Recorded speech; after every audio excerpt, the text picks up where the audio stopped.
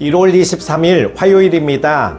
눈이 내리고 쌀쌀해진 날씨입니다. 항상 건강관리 잘 하시고 말씀 충만, 성령 충만한 하루 되시기를 기도합니다. 함께 묵상할 말씀은요, 마가복음 8장 27절에서 9장 1절입니다. 예수와 제자들이 빌립보 가이사랴 여러 마을로 나가실새 길에서 제자들에게 물어 이르시되 사람들이 나를 누구라고 하느냐? 제자들이 여짜와 이르되 세례 요한이라 하고 더러는 엘리야, 더러는 선지자 중에 하나라 하나이다.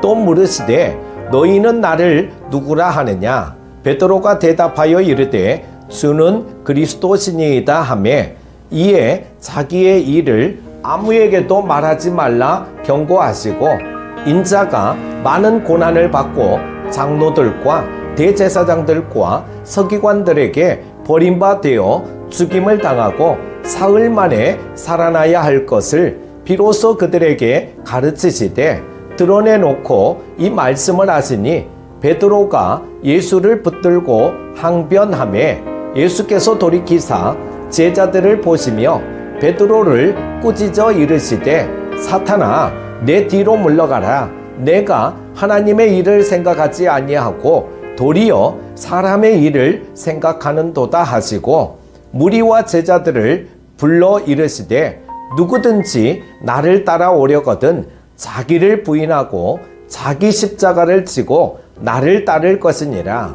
누구든지 자기 목숨을 구원하고자 하면 잃을 것이요 누구든지 나와 복음을 위하여 자기 목숨을 잃으면 구원하리라. 사람이 만일 온 천하를 얻고도 자기 목숨을 잃으면 무엇이 유익하리요? 사람이 무엇을 주고 자기 목숨과 바꾸겠느냐?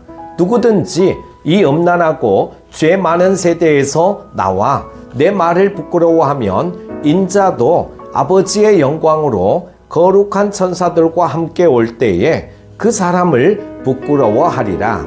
또 그들에게 이르시되 내가 진실로 너희에게 이르노니 여기 서 있는 사람 중에는 죽기 전에 하나님의 나라가 권능으로 임하는 것을 볼 자들도 있느니라 하시니라. 아멘.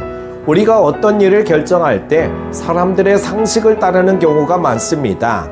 그러나 때때로 사람의 상식이 하나님의 뜻과 배치되는 경우도 많이 있습니다. 그러므로 말씀을 통해 하나님의 일과 사람의 일을 구별하는 지혜를 배워 하나님의 뜻을 행하는 성도가 되어야 할 것입니다. 첫 번째는 성령의 감동과 하나님의 일에 대해 말씀합니다.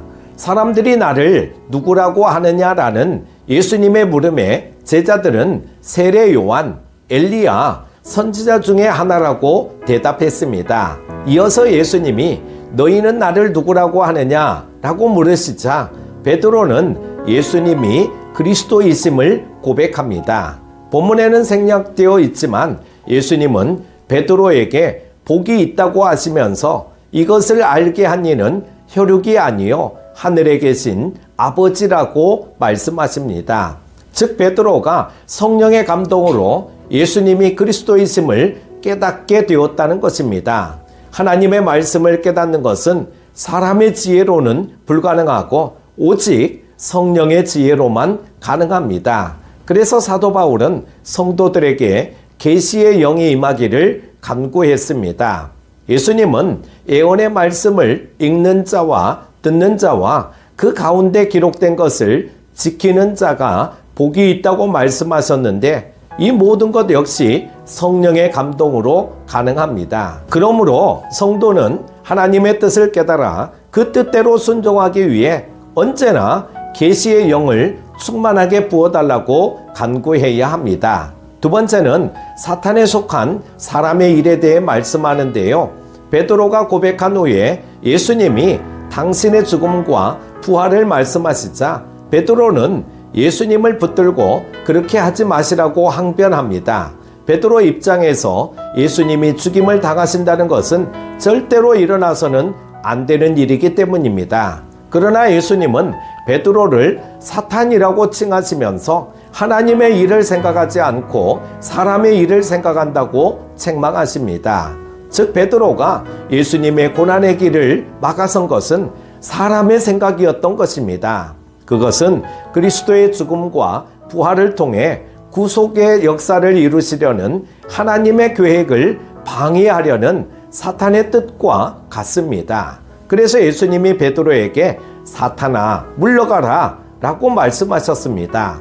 사람의 생각은 사탄의 뜻일 경우가 많습니다. 그러므로 성도는 모든 일에 인간적인 생각을 경계하고 하나님의 말씀과 성령의 감동을 통해 하나님의 뜻을 깨닫기 위해 힘써야 합니다. 세 번째는 죽어야 사는 영적 원리에 대해 말씀하고 있는데요.